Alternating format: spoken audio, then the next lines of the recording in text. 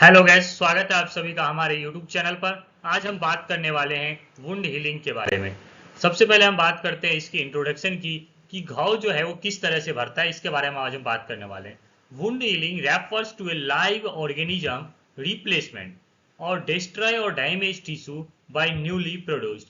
Wound healing क्या है? Refer होता है लिविंग ऑर्गेनिज्म का रिप्लेसमेंट से। मतलब जो लिविंग जो ऑर्गेनिज्म जो टिश्यूज है, सेल्स है, उसका रिप्लेसमेंट होना, वापस से उसको जैसा था वैसे वैसे प्रोवाइड करना, जो कि डिस्ट्रॉय हो गया हो या तो या फिर डैमेज हो गया हो। डिस्ट्रॉय या जो डैमेज हो गया हो उसको जो है न्यूली प्रोड्यूस्ड जो है टिश्यू द्वारा जो है रिप्लेस करना कहलाता है वुंड हीलिंग।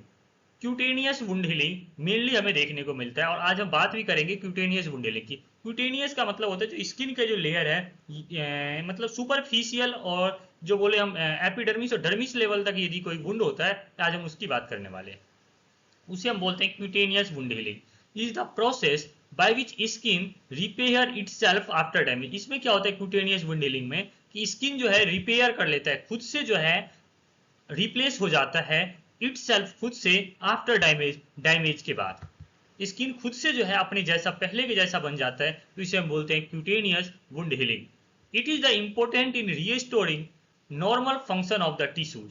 जो वुंड हीलिंग है ये क्या है? एक नॉर्मल फंक्शन होता है टिश्यू का, जिससे क्या हो, जो टिश्यू का जो स्किन का जो इंपॉर्टेंट फंक्शन है, जो टिश्यू का जो इंपॉर्टेंट फंक्शन है वो मेंटेन रहे और वापस से रिस्टोर किया जा सके। There are two main types of healing. जो वुंड हीलिंग है इसके मेनली टू टाइप्स हैं। पहला है प्राइमरी इंटेंशन और दूसरा है secondary intention. In both types, दोनों टाइप्स में, चाहे हम प्राइमरी इंटेंशन की बात करें या सेकेंडरी इंटेंशन के, दोनों में जो है 4 स्टेजेज है। चार चार स्टेज है। कौन कौन सा? हम चारों का एक एक करके बात करते हैं। सबसे पहला है हमारा हेमेस्टेसिस, दूसरा है इन्फ्लामेशन, तीसरा है प्रोलिफरेशन, चौथा है रिमोडलिंग। ये 4 स्टेज है और चारों के बारे में, चारों में ये मतलब दोनों जो हमारे टाइप्स हैं उन दोनों में ये 4 4 स्टेज है। हम बात करेंगे एक एक करके। सबसे पहले हम बात करेंगे हीलिंग स्किन वुंड्स की, तो प्राइमरी इंटेंशन और सेकेंडरी इंटेंशन। अब हम बात करते हैं प्राइमरी इंटेंशन की। Healing by primary intention occur in wound with dermal edge. यदि हम डर्मिस लेवल में बात करें, ईज का मतलब होता है क्रीज, जिसको हम बोलते हैं, इस तरह से एज होते हैं। डेट आर क्लोज टूगेदर, जो कि क्या होते हैं, क्लोज, आसपास में क्लोज होते हैं, टूगेदर, साथ साथ जो दोनों स्किन है। हीलिंग के द्वारा जो है हम वुंड का जो डर्मल लेवल है इसको हम क्लोज कर सकते हैं, और जो प्राइमरी इंटेंशन है उसको हम प्राइमरी इंटेंशन में मेनली जो हम क्लोज करते हैं दोनों टाइप्स को, जो स्किन है उसको। और सेकेंडरी इंटेंशन में हम क्या करेंगे, जब दोनों स्किन क्लोज हो जाएगी, दोनों स्किन को फुलफिल करेंगे टिश्यूज के द्वारा। It is usually faster than secondary intention and occur in 4 stage. ये जो प्राइमरी इंटेंशन है ये फास्टर है सेकेंडरी इंटेंशन से, मतलब सेकेंडरी इंटेंशन से जल्दी हो जाता है, और इसके जो है 4 स्टेज है। सबसे हम पहला स्टेज की बात करते हैं प्राइमरी इंटेंशन के, हेमोस्टेसिस। हेमोस्टेसिस का मतलब होता है blood clotting. Is the first stage in wound healing that can last for 2 days. ये क्या होता है? 2 डेज, जो वुंड होने के 2 दिन के अंदर अंदर जो है ये हो जाता है हेमोस्टेसिस। और इसके अंदर क्या होता है? पहला स्टेज होता है जो ब्लड वेसल्स है in the wound area constrict कर जाता है, मतलब वेसो कॉन्स्ट्रिक्शन हो जाता है, और जिससे क्या होगा? Reduce blood flow. जैसे ही ब्लड वेसल्स जो है कॉन्स्ट्रिक्ट होंगी तो आपस में क्या होगा? ब्लड फ्लो जो है वो कम हो जाएगा। इसे हम क्या कहते हैं? Vasoconstriction. At the same time, जब जैसे वेसो कॉन्स्ट्रिक्शन हो रहा होगा उसी टाइम जो है clotting factor are release. Blood vessel से क्या होते हैं? क्लोटीन फैक्टर जो है एक्टिवेट हो जाती है, और वुंड साइड टू कोएगुलेट, और जहां से वुंड होता है उस साइड फिर क्या कर देता है? कोएगुलेशन कर देता है, मतलब थ्रोम्बस का फॉर्मेशन कर देता है विथ फिब्रिन, फाइबर के साथ में, रिजल्टिंग इन ए थ्रोम्बस। इसके जो हमें रिजल्ट क्या देखने को मिलता है कोएगुलेशन का? Thrombus, which is more commonly known as blood clot. जो थ्रोम्बस का जो फॉर्मेशन मिलता है हमें इसके परिणाम स्वरूप, जिसको हम कॉमनली अपनी भाषा में जानते हैं ब्लड क्लॉट के नाम से, कि ब्लड जो है क्लॉट हो गया। That clot act as a seal. ये क्लॉट जो है ब्लड का क्लॉट, ये किसके तरह काज करता है? एक सील की तरह काम करता है। सील का मतलब पैक कर देना, between the broken blood vessels to prevent blood loss. किसके बीच में? जो ब्लड वेसल्स है और जहां से ब्लड लॉस हो रहा है उसको प्रिवेंट करता है ये जो सील है ये। दूसरा जो हमारा स्टेज है वो है इन्फ्लामेशन। इन्फ्लामेशन में क्या होता है? The second phase of wound healing is called the inflammatory process. जो इन्फ्लामेटरी फेज है वो क्या है? सेकेंड फेज है वुंड हीलिंग का। During this phase white blood cells जो WBC है एंड सम एंजाइम्स, कुछ एंजाइम्स है, एंटर कर जाते हैं कहाँ, वुंड एरिया में, to stave off infection by clearing bacteria and debris and preparing the wound bed for the new tissue growth के लिए। इन्फ्लामेशन में क्या होते हैं, जो WBC है और कुछ एंजाइम्स है वो क्या करते हैं, जो वुंड है इसके अंदर एंटर कर जाते हैं और ये क्या करते हैं, क्लियर कर देते हैं, मतलब बैक्टीरिया को खत्म कर देते हैं और जो है डेब्रिस का जो है एक फॉर्मेशन कर देते हैं, जिससे क्या हो, न्यू टिश्यू की जो ग्रोथ है वो बढ़ जाए। जो हमारा तीसरा स्टेज है वो है प्रोलिफरेशन। इसमें क्या होता है, फेज 3 वुंड हीलिंग, ये कौन सा है, तीसरा फेज है वुंड हीलिंग का। The proliferative phase focus on filling and occurring of wound. ये क्या करता है, जो तीसरा स्टेज का जो गोल होता है वो फोकस करता है फिलिंग करना, भरना और कवर करना द वुंड का, filling and covering of the wound. The formation of granulation tissue, इसमें क्या होगा, जो प्रोलिफरेशन के अंदर जो ग्रेनुलेशन जो टिश्यू है इसका क्या होता है, फॉर्मेशन होने लग जाता है, बनने लग जाता है। और क्या होता है, एंजियोजेनेसिस। एंजियोजेनेसिस का मतलब होता है ब्लड वेसल्स का फॉर्मेशन होना। इसके बाद से क्या होता है, इसके अंदर वुंड में कॉन्स्ट्रक्शन आता है और प्रोसेस ऑफ एपिथेलाइजेशन, और एपिथेलियम का जो लेयर है वो बनने लग जाता है। The new tissue is generally red और पिंक। जो नया टिश्यू बन रहा है वो जनरली, मतलब सामान्यतः कैसा होता है, लाल या फिर पिंक कलर का। Accident due to presence of inflammatory agents. ये लाल और पिंक कलर जो है नॉर्मल कलर है, ये क्यों होता है, क्योंकि इन्फ्लामेटरी प्रोसेस के कारण होता है। This phase of wound healing last for 4 days up to 3 week. ये क्या होता है, लास्ट के जो चौथे दिन से लेकर और मैक्सिमम जो है ये 3 वीक्स तक जो है कंप्लीट हो जाती है। अगला जो हमारा चौथा स्टेज है वो है मैचुरेशन का। इस मैचुरेशन में क्या होता है, स्कार टिश्यू का फॉर्मेशन होता है, characterised by final remodelling phase, also known as maturation. ये क्या होता है, फाइनल जो प्राइमरी इंटेंशन का जो है फाइनल स्टेज है, लास्ट से होता है मैचुरेशन। इसके अंदर जो है स्कार टिश्यू का फॉर्मेशन होता है। स्कार का मतलब होता है एक तरह का लेयर की तरह फोल्डिंग हो जाता है। During this phase new tissue gradually becomes stronger and more flexible. इस फेज के अंदर क्या होता है, जो न्यू टिश्यू जो बन रही है, जो नई ऊतक बना है, वो क्या करता है, ग्रेजुअली बनता रहता है और साथ में वो क्या होता है, मजबूत और फ्लेक्सिबल। फ्लेक्सिबल का मतलब जिधर घुमा दो उधर ही घूम जाएगा, फ्लेक्सिबल, फ्लेक्स होता है। और स्ट्रॉन्गर मतलब मजबूत होता है। Collagen production continue to build up the tensile strength and density of the skin. जो कोलेजन का जो है प्रोडक्शन, जो कोलेजन फाइबर है, इसका प्रोडक्शन जो है ना कंटिन्यू होता रहता है, लगातार होता रहता है, जो कि बनाता है tensile strength and elasticity of the skin. ये क्या करता है, मजबूत बनाता है और इलास्टिसिटी, जैसे हमारी स्किन को हम छोड़ते हैं तो फिर अपनी जगह चल जाता है, मतलब इलास्टिसिटी स्किन को प्रोवाइड करता है। प्राइमरी इंटेंशन की जो लास्ट स्टेज है मैचुरेशन, स्कार टिश्यू का फॉर्मेशन के बाद। अब हम आगे बात करते हैं सेकेंडरी इंटेंशन की। जो वुंड हीलिंग की जो 2 फेज थे, प्राइमरी इंटेंशन और सेकेंडरी इंटेंशन। प्राइमरी इंटेंशन के जो हम चारों स्टेप्स पढ़ चुके हैं, अब हम बात कर रहे हैं सेकेंडरी इंटेंशन की।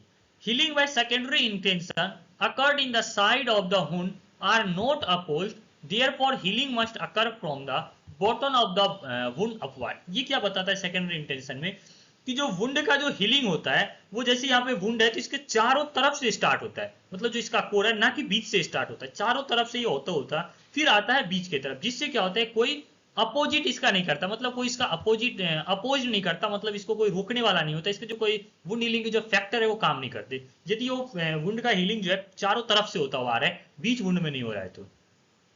It occur the same 4 stage at is primary intention. Primary intention की तरह भी जो सेकेंडरी इंटेंशन है उसको भी 4 भागों में डिवाइड किया गया है। पहला है हेमेटोमेस्टेसिस। इसके अंदर क्या होता है, ये लार्ज फिब्रिन मैस का फॉर्म्स। फिब्रिन जो कोलेजन फाइबर्स होते हैं, फिब्रिन उसका क्या होता है, एक फॉर्मेशन होने लग जाता है, लार्ज मैस की तरह हो जाता है, मतलब एक गुच्छे की तरह बन जाता है लार्ज फिब्रिन का।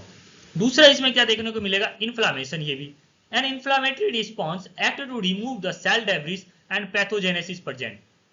इस अब जो सेकेंडरी इंटेंशन में जो इन्फ्लामेशन होता है, इसमें क्या होता है, ये रिमूव कर देता है सेल डेब्रिस, जो सेल के जो डेड पार्टिकल्स थे उनको रिमूव कर देता है और पैथोजेनेसिस को प्रेजेंट कर देता है, और पैथोजेनेसिस के अंदर जो है स्टार्ट कर देता है,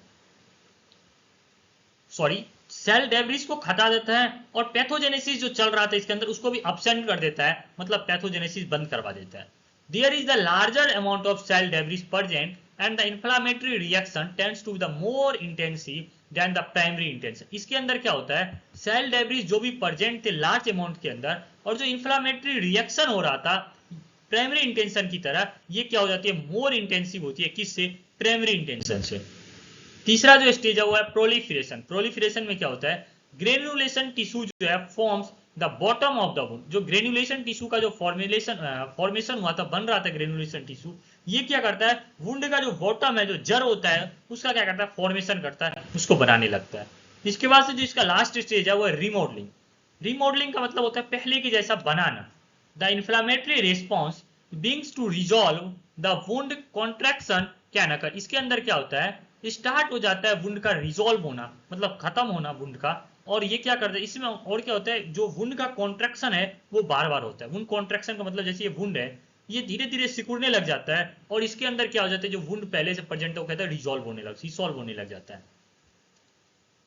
myofibroblast are vital cells in the secondary intention. जो मायोफाइब्रोब्लास्ट जो सेल्स है, ये जो है महत्वपूर्ण भूमिका निभाता है सेकेंडरी इंटेंशन के अंदर।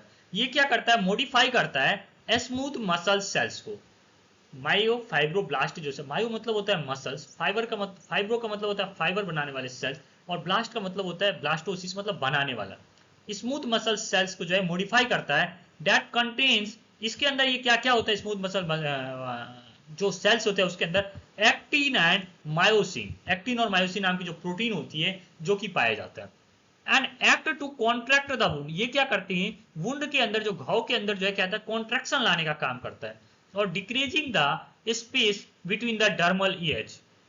और जो डर्मल एज, एज का मतलब होता है कोर, लास्ट वाला जो कोना होता है, जैसे हमारे हाथ का जो एड की बात करें, ये जो हमारे लास्ट पे एज होता है, ये क्या होता है, धीरे धीरे डिक्रीज होने लग जाता है वुंड के बीच का। जैसे ये एज है चारों तरफ से, ये वुंड का, ये क्या होगा, धीरे धीरे कम होने लग जाएगा। इस तरह से जो है वुंड के अंदर क्या होता है, कॉन्ट्रैक्शन लाता है। और ये कॉन्ट्रैक्शन कौन लाता है, मायोसिन और जो एक्टिन प्रोटीन है, इसके कारण आता है स्मूथ मसल्स में।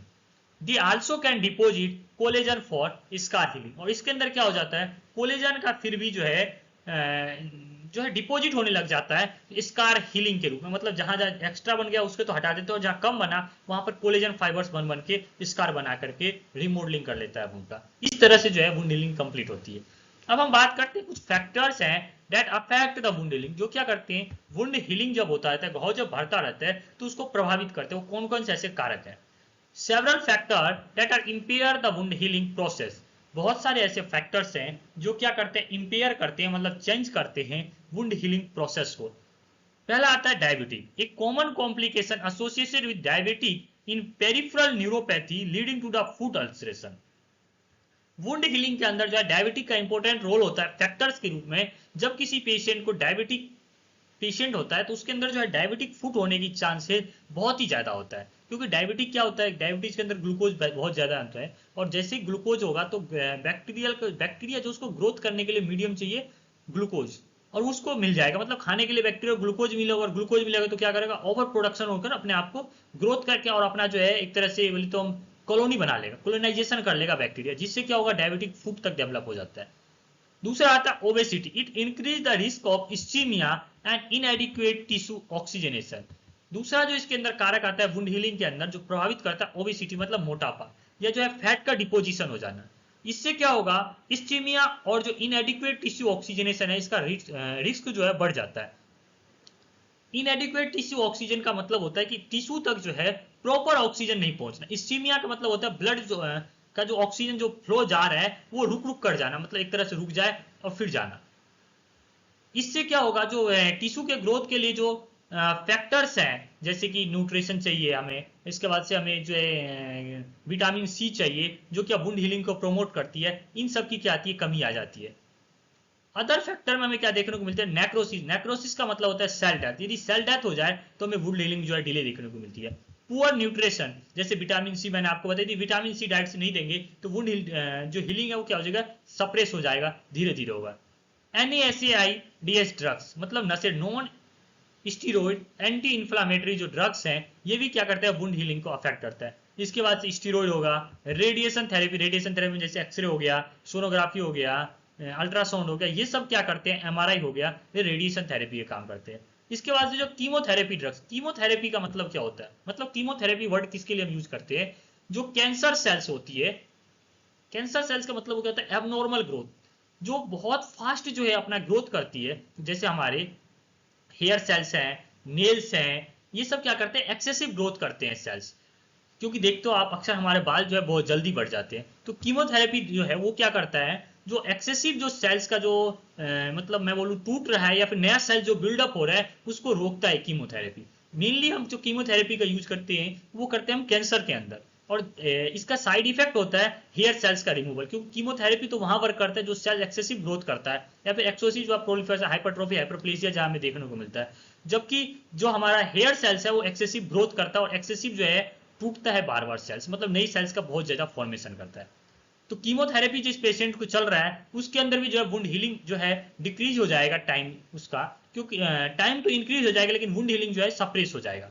इसके बाद से स्मोकिंग, स्मोकिंग के अंदर क्या होता है, निकोटीन प्रोटीन प्रेजेंट होता है जिससे, और अल्कोहल जो कि लिवर के अंदर जो है विटामिन सी का कंजप्शन को भी कम कर सकता है। इस तरह से कुछ फैक्टर्स हैं जो क्या करते हैं वुंड हीलिंग को डिले कर सकते हैं। अब हम बात कर रहे हैं कॉम्प्लिकेशंस का, कुछ कॉम्प्लिकेशंस है वुंड हीलिंग के अंदर। During the course of healing following complications में अकर, जो है हीलिंग के अंदर, वुंड हीलिंग के अंदर जो है कुछ कॉम्प्लिकेशंस है, कौन कौन से, जैसे infection of wound due to entry of bacteria delay the healing. यदि हीलिंग में डिले होगा तो बैक्टीरिया एंटर कर जाएगा और बैक्टीरिया एंटर करते ही जो है इन्फेक्शन हो जाएगा। Implantation cyst formation may occur due to persistent of epithelial cells in the wound often healing। इसके अंदर क्या हो जाता है, सिस्ट का फॉर्मेशन, सिस्ट का मतलब होता है गांठे, गांठों का जो फॉर्मेशन हो जाता है, क्योंकि जो एपिथेलियल सेल्स है वो परसिस्टेंट जो है एक ग्रोथ कर रहा है और उस ग्रोथ से क्या हो जाता है, सिस्ट का जो है गांठ का जो है फॉर्मेशन हो सकता है। पिगमेंटेशन, पिगमेंटेशन हेल्ड वुंड्स में at times have rust like occur due to staining with haemosiderin. मतलब इसके अंदर क्या होता है, पिगमेंट बन जाता है, मतलब जैसे काला काला सा निशान बन जाता है जहां वुंड होता है वहां पर, तो ज्यादा से ज्यादा क्या होता है, पिगमेंटेशन होने लग जाता है। डेफिशिएंट स्कार फॉर्मेशन जिसमें occur due to the inadequate formation of granulation tissue. Granulation tissue जो है इनका इनएडिक्वेट फॉर्मेशन, मतलब जितना हमें चाहिए इससे, यदि इससे ज्यादा हो जाता है इससे क्या हो जाता है, स्कार का जो है फॉर्मेशन हो जाता है। डेफिशिएंट, यदि इनएडिक्वेट हो रहा है, प्रॉपर नहीं हो रहा है तो स्कार का फॉर्मेशन, तो कोलेजन जो ग्रेनुलेशन टिश्यू है इसका प्रॉपर यदि फॉर्मेशन नहीं होगा, प्रॉपर यदि नहीं बनेगा ग्रेनुलेशन टिश्यू, तो जो है स्कार का जो फॉर्मेशन वो डेफिसिट हो जाएगा, कम हो जाएगा। इंसीजनल हरियाणा और incisional hernia is weak scar especially after a laparotomy may be the site of bursting open of a wound or an incision hernia। इसके अंदर क्या होता है, एक स्कार का फॉर्मेशन हो जाता है, स्पेशली जब ये कब होता है स्कार का फॉर्मेशन, जब हम लेप्रोटोमी प्रोसीजर करते हैं। लेप्रोटोमी वर्ड आता है रिमूवल के लिए, और लेप्रोस्कोप के द्वारा जब हम करते हैं हर्निया को रिमूवल के लिए, तो जो बर्स्टिंग ओपन होती है, मतलब ये हमारा अम्बिलिकल कोर्ड के पास होता है, वहां पर क्या होता है, इंसीजनल हर्निया जब हो जाए तो वहां पर एक स्कार का फॉर्मेशन हो जाता है। वो स्कार क्या होता है, वीक होता है। ये भी क्या करता है, एक कॉम्प्लिकेशन के रूप में आता है वुंड हीलिंग के, जब घाव भरता है उस टाइम इंसीजनल हर्निया में ये मेनली देखने को मिलता है। थैंक यू, आशा है कि आप लोगों को समझ में आया हो।